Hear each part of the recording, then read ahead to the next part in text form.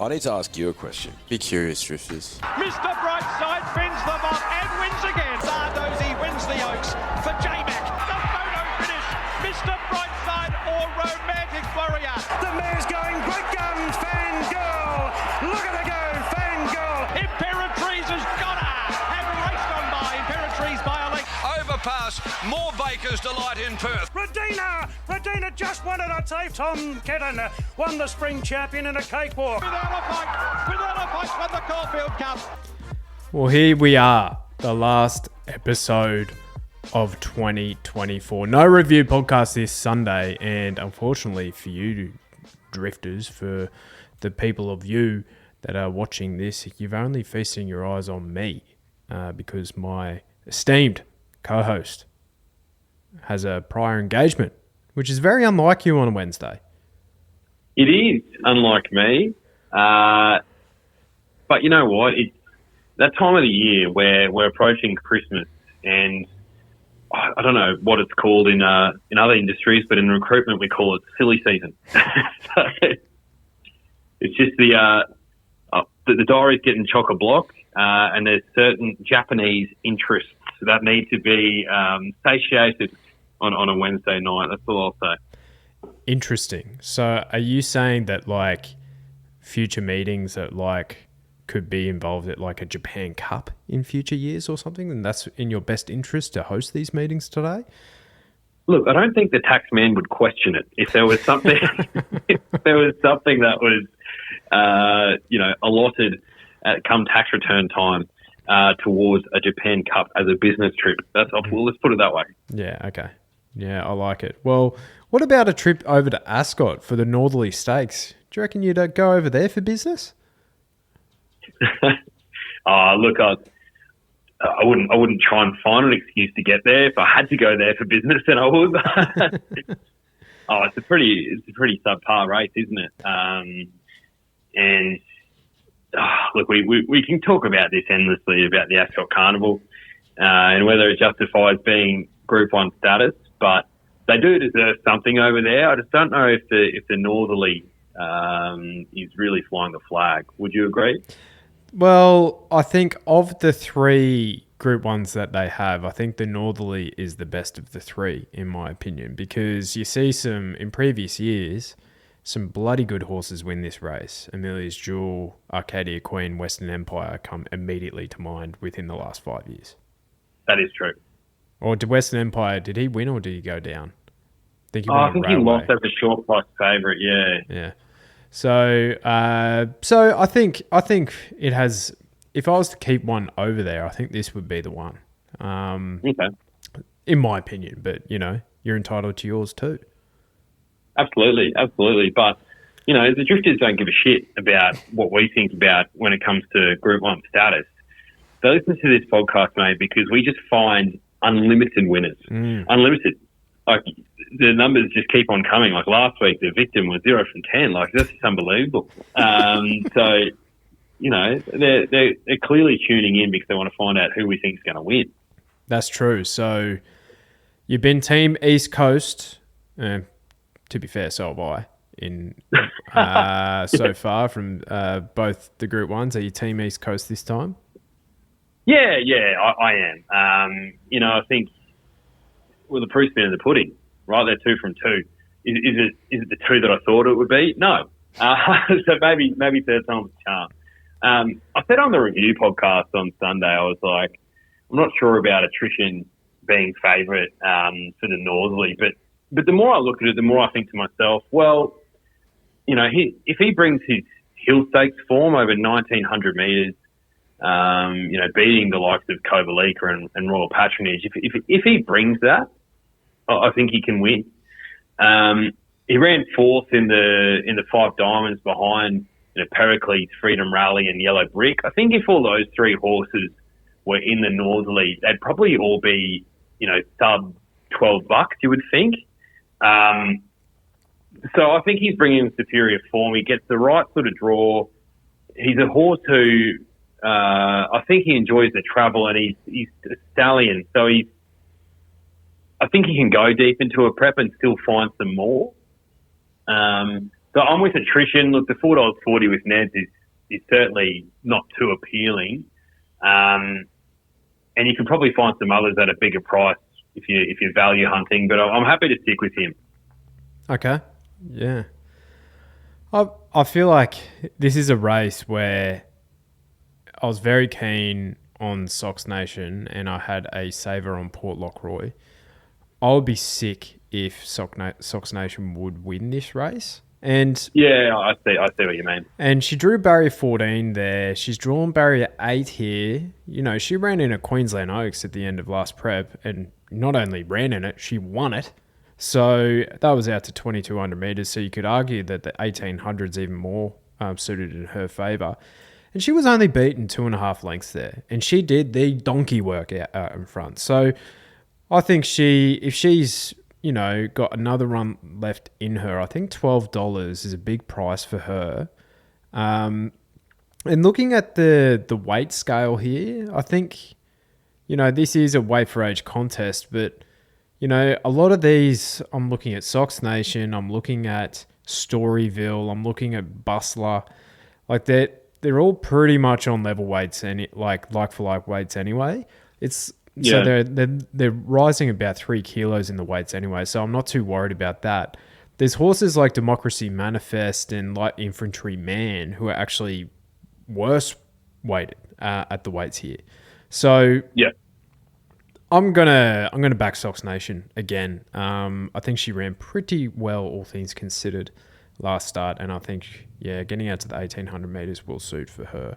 I think the key for her as well is she did a lot to try and get a nice run in the first third in the railway.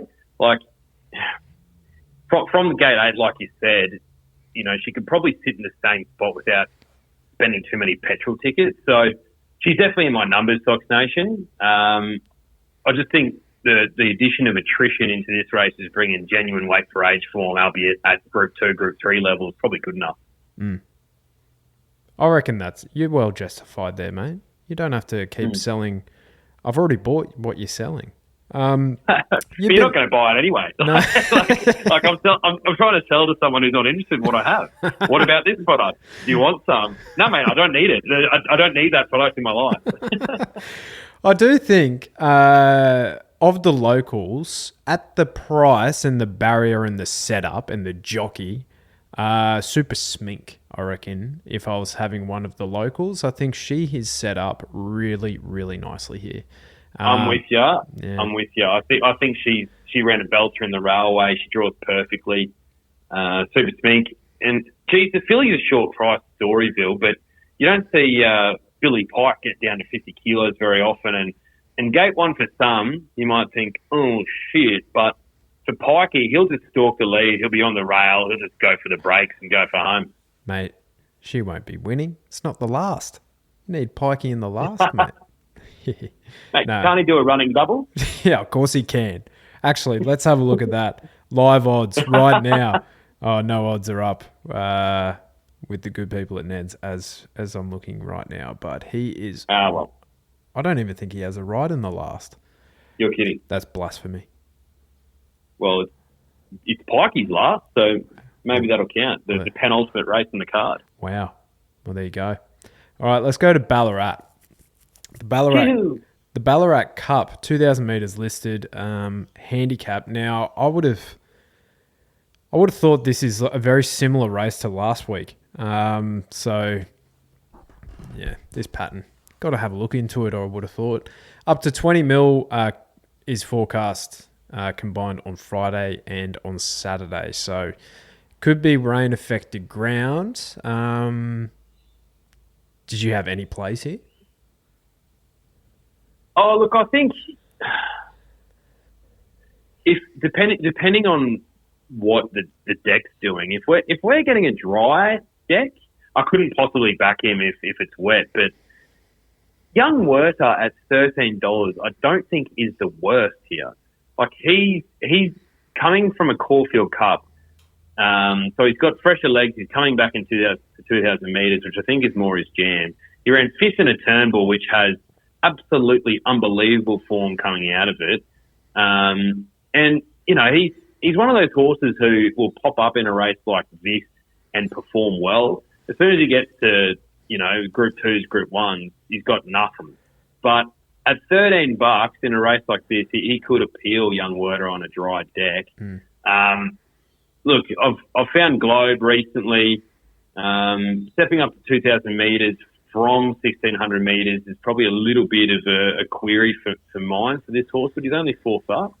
And then Poison Chalice, he's only got to carry 54.5 kilos. On the quick backup, if he goes from a heavy to a heavy, 1,800 metres to 2,000 metres, tricky gate, but he could win at $4.80. So they're probably the 3 for me. Yeah, I was kind of gravitating towards Young Werther as well, which is not typically my vibe. Yeah. You know what I mean? Especially both of us. What the hell? Yeah, I think it speaks volumes of this race, to be honest. You know who I think I think he's better at this time of his career, but he gives me a bit of Young Werther vibes, and he's like the Adelaide edition of him, is Air Assault. He puts in every start, but he's won a Group 3, but he's won 5 listed races, Air Assault, out of 8 attempts. Air Assault is 3 years younger than Young Werther, but Young Werther's only had 13 more starts. So Air Assault, by the time he's 7, will have bloody 60 starts to his name. Yeah, and he'll be the king of Adelaide, king of Morphettville, Air Assault. I'd love to know his record outside of South Australia. True. Yeah. True. So he's one that I was thinking, but again, to your point, and why I'm not as keen on Ain't No Deal Done again, is the step up from 1,600 to 2,000. I think that's very well put by you. So yeah, I'll probably have a little flutter on Ain't No Deal Done if the track is a good track. Similar with Miramasa, just out of pure love for those animals. But he can't find a dry track to save his life, poor Miramasa. Nah, he can't. But sometimes you just got to be more versatile.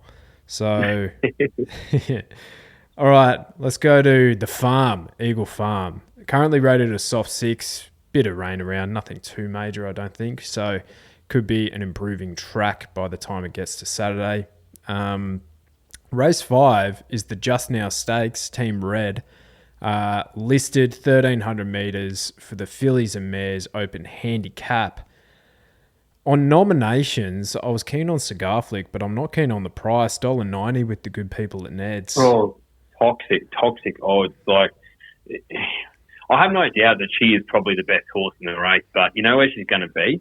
Unless, Chris Waller does a Chris Waller and the first time in her life she, takes the stitches behind the lead with a nice gait. He's definitely got that in him, Chris Waller. But I couldn't possibly take, sub $2 with good people at Ned's. But then I look at the rest of the race. I'm like, okay, if you're not really sure, you've got to try and find some value. And I like number 5, Burning Bell. She was trialling Super, and then ran really well on the Goldie to run 3rd over 1,200 metres, and then went into the Tats Cup race, which was a listed race that Yellow Brick won. And she ran last there, but had excuses, so vetted slow recovery. I think based on that trial form and that first up run, coming back to 1,300 metres, ideally on a soft track, good track, maybe at $17 with good people at Ned, she'll run a race. Mm-hmm. I was thinking of it the exact same way. If Cigar Flick goes out, wins at $1, $1.80, $1.90, so be it. I thought at this grade, this time of year, bit of a changing of the guard, I would say. So it's what I want to see is, or what I'm hunting for, is some mares or some fillies or mares that ended their prep with a couple of victories, and that's what number 8 Wrapped did. Barrier 2 likely is more of a run-on type, but from that barrier could hopefully hold a bit of a position, and it's only coming out of provincial grade in New South Wales, but absolutely brained him in the Grafton Guineas, one of the time-honoured races of our time. 54 kilos. I'm getting $14 to find out, and had a couple of trials heading into this. So I think she's a mare now who, you know, could be on the way up. So I'm wrapped with wrapped. Fair enough. Race 6, the UNU Recruitment Tails Stakes, 1,500 metres, listed open handicap. Surely there's some inside mail from like the sponsor of this event. Look, I think the sponsor of this event would be surprised to know that he's sponsoring this event, to be honest. I'm joking. Look, I thought the favourite was looking pretty good in this race. Number 5, I Am Artie. Yeah, sure, been running around in benchmark 85s, but has been winning and winning well. The only concern is the last few races there hasn't really been many horses that have won. So you have to go back to his race in a benchmark 70 on the 14th of September, Eagle Farm, over 1,200 metres. There's been 6 horses that have won out of that race. So that's, you know, you've got to go a fair bit back. But, the record speaks for itself. So I think the favourite would be hard to beat, but I don't have any particularly strong opinion. Yeah, that's fair. That's fair, mate. What about Inver Park? For Australian bloodstock, Chris Lees, you know, has form around Briasa a couple of starts back. Was given that horse weight. Actually had an apprentice on, so they were equal weights. But, beaten 4 lengths there. Barrier 2 back to this sort of grade. I feel like Inver Park could be featuring here at about $4.50. So no real steal at that price. But No. Chris Lees, look, haven't checked the data, but I feel like he's going well at the moment. Yeah, that's my gut feel too. You know, sometimes you just got to trust your gut. Absolutely. Yeah. Well, the last race that we will cover this year is race 8, the Bribey, 1,000-metre dash listed open handicap. We get to see Rothy here. Roth fires your top weight, 61 kilos. He is giving all of this field at least 4 kilos, right down to 8 kilos with Tiger Shark. The old boy. Good to see him back. Look, I think he can win this race despite the top weight. Rothfire, like, he's got the class. But I'm taking him on, but, you know, it's not like he's a $2 favourite or anything like that. But I thought Shilar's Moment was a really good winner last start. And, yeah, she had weight relief in that race. But she's got weight relief here as well. So 53 kilos, gate 1. And she's got a pretty prominent sort of racing style. So, yeah, I think Shilar's Moment at $6 will go well. Tiger Shark seems to, whenever she's a big price, run super. She's $15 here with the good people at Ned. Dross draw, but I would not be surprised if she popped up at a big price as well. Yeah, Tiger Shark has some talent. She can't put 2 runs together, Tiger Shark. Can't. If you look at her last 10, it's literally win, dross, dross, third, win, dross. So yeah, she's the definition of mixing her form. But if she's $15, it's probably worth a bet. Well, just trusting the fact that she's due for a good one. So she has. It's unbelievable to say that, but it is true. Like, she has a winning strike rate of 33% and a place strike rate of 44%. So she had a dross run last start. She's due for a good run here. Literally. Yeah. So who bloody knows? But I thought that was one of the most interesting runners of the day. And, you know, given it's virtually off season, well, it is. I thought Cannonball was fascinating. He was one of mine once upon a time. This horse ran at Royal Ascot twice. Remember that? Yeah. Unbelievable. He did nothing. But I have noted that he has been gelded. And he does call the Sunshine State home these days. So, you know, his trials haven't been anything to really write home about. But he's $21. Like, you know, if he shows his talent as... I reckon he was a 3-year-old when he was showing that talent. Extremely lightly raced. Obviously had some issues other than like what was going going on between his ears and his back legs. So if he's figured it out, I feel like Cannonball could be a blowout at $21. Yeah, and look, if the ultimate gear change works and he wins this, he won't be $21 anytime soon. Well said, mate. Yeah. Well, that's all she wrote. What was the highlight for you this year? Question without notice. Oh, God. Look, two things for us were the 2 weekends down in Melbourne. Got to see Pride of Jenny on the Friday night, and the crowd was just swelling when she jumped out to a massive lead. That was phenomenal. And then seeing Via Sistina in that Cox Plate, arguably the greatest Cox Plate win, in our lifetime and maybe of all time. We were there for it, and that's unbelievable. So, look, what did I say at the start of the season? Drifters, what's in vogue? Getting to the track, and that just goes to show getting to the track pays dividends. Yeah, mate, you're forgetting we also tipped the card that day. we did tip the card as well. What's your highlight, mate? Well, obviously that. But yeah, no. Yeah, tipping the card between us on what could be argued like the best day of racing of the year, if at Cox Plate Day. Oh, Derby Day with the lads, recency bias is everything, obviously. But that was fantastic. It's missed at $12 was fantastic. It was just outrageous, naughty behaviour, wasn't it? Yeah, it was good. Royal Ascot was great. Yeah. Oh, yeah. Going to Stradbroke Day, Allegron, that was fantastic. And then jumping on a plane later that night, that was good. Yeah, plenty of memories, mate. It's always good fun. Brilliant. Yeah. Brilliant, mate. It's another great season. With some phenomenal racing. And the beauty about horse racing is that, you don't really know what's around the corner. It could be more stars unearthed next season. Like, it's just the best thing for it, right? Is it keeps rolling on. Yeah. So much better than every other sport ever. Yeah. Well said. Well said by you.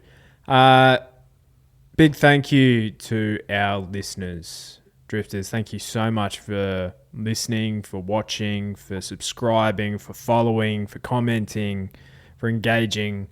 Thank you so much. We've definitely seen the listenership explode this year, which has been fantastic. And hopefully when we're back next year, we'll be doing another tipping comp as well. That was a nice little initiative by you, DJ. So thank you for that. But yeah, it's been a hell of a lot of fun. If you've found a couple of winners that we might have leaned you into, if you could give us a follow on Spotify, YouTube, wherever you listen, drop a review, drop a 5-star rating, all that good stuff. It'd be much appreciated. Yeah, ditto, mate, to everything you said. Thanks so much, Drifters, for all your support. Thanks to you, my co-host, for flying the flag, captaining the ship,